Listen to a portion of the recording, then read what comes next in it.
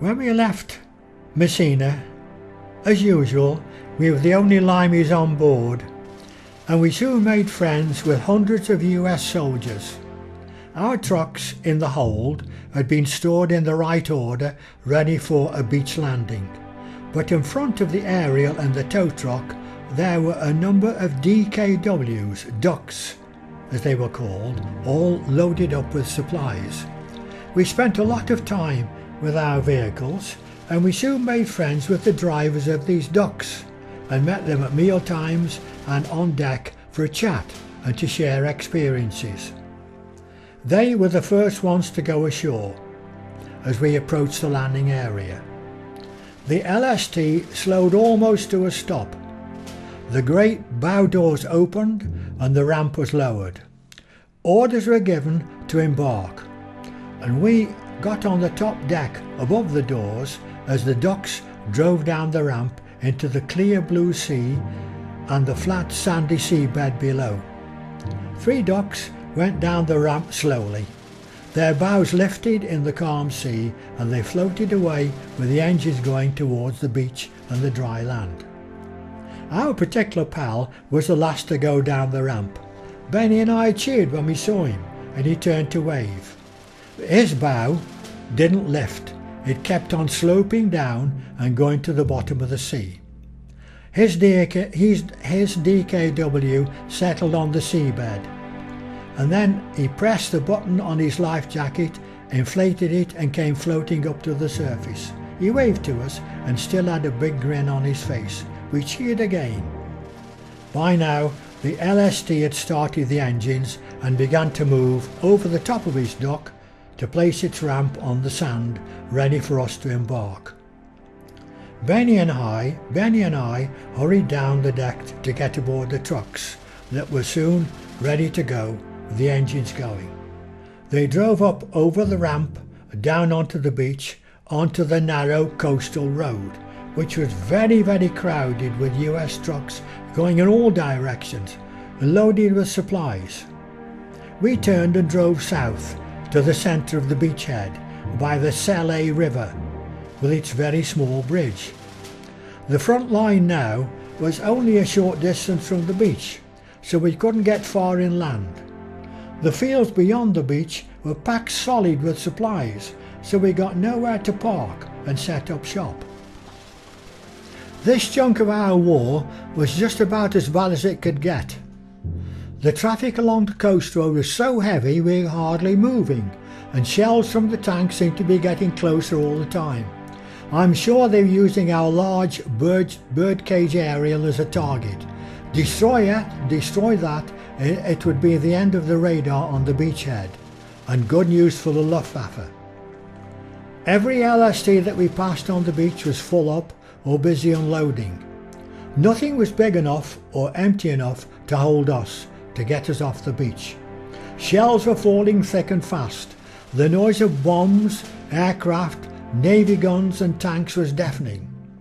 We stopped at a small stone hut by the side of the beach and asked the beach marshal in there for help.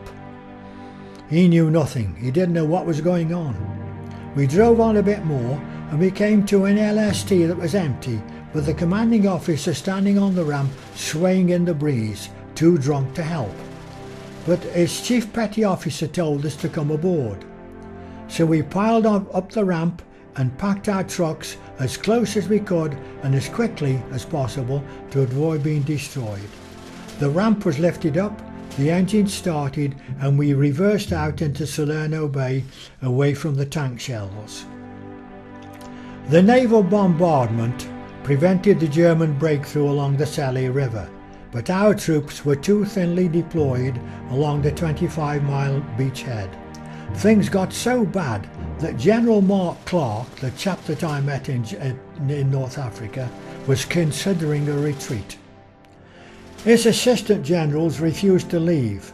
They said, "Leave us the ammunition and the food and you can go." General Montgomery heard about this over the radio, and he dashed around from his sector by sea on a very fast air-sea rescue launch to offer help. and he decided to dispatch an armoured brigade from the British unit to advance from the south. An airborne parachute drop along the beachhead reinforced the men on the front, and the German attack was halted despite new units arriving down from Naples to help. We crossed the Sicily River at the bridge and spotted an empty field. It was opposite a tall square tobacco drying house, behind a battery of field guns which were firing non-stop in support of the soldiers at the front not very far away. There was no room in the field to set up, so we had to make a circle like the cowboys surrounded by the Indians, a short distance behind the guns. Benny and I had a scout around into the drying house, which had just been taken over from the Germans, and now it was an observation post for the field guns. Our cooks started to unpack rations and to make tea. Our 2 officers went off in the staff car. This is the first time the officers and their drivers have been exposed to the sharp end of the war. To Benny and I, it was as bad as Jailer, with a non-stop roar of German planes, shells crossing overhead in both directions from the Navy guns and the German tanks. We got out our camp beds and mosquito nets ready for the night, and were thankful to be on a grass field with no fleas.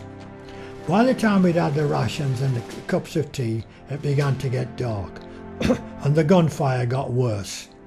We got under our mosquito nets fully dressed, ready for a noisy night, and the sergeant from the guns next door came rushing into our field, yelling at the top of his voice, get out quick, the German tanks have broken through the front line, they're coming down this road, we are fighting on open sights, get out quick, get out!" Panic, panic. We threw off our mosquito nets, folded up our camp beds and threw the bits and pieces onto the wagons. The driver started the engines. Dougie did all this in his pyjamas. No Germans were going to disturb his nighttime preparations. I noticed the staff car was the first out of the field down the road to the beach. Never mind the men who ran the show.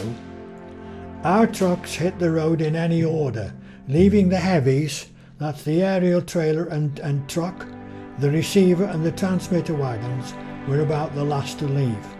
Shells from the tanks were getting very, very close as we bounced down the road, ignoring the shell holes.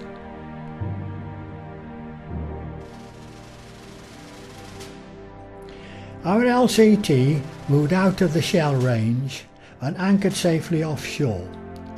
We were all relaxed, and the cooks handed out rations and made tea. It was very, very hot. We stripped off and enjoyed a swim in the clear, calm blue sea. This was our first contact with sea water since Jailer. After the meal, the cooks scraped the food scraps into the water near the stern or the back of the boat, and this attracted a lot of small fish, which in turn attracted larger ones, blue sharks, much to everybody's amusement. All the youngsters and swimmers were enjoying a swim, diving off the side of the boat, swimming underneath the keel along to the ramp at the front. I joined in with the rest of them and did my dive onto the side and came up very, very close to 3 blue sharks. They were heading for the food. As I swam as fast as I could towards the ramp, I saw a much larger blue shark approaching us and the food. I reached the ramp and yelled, "Sharks! Sharks!" and scrambled onto the safety of the ramp. We all rushed to the back of the LCT to see the feeding frenzy as our food scraps were devoured. But that was the end of our swim.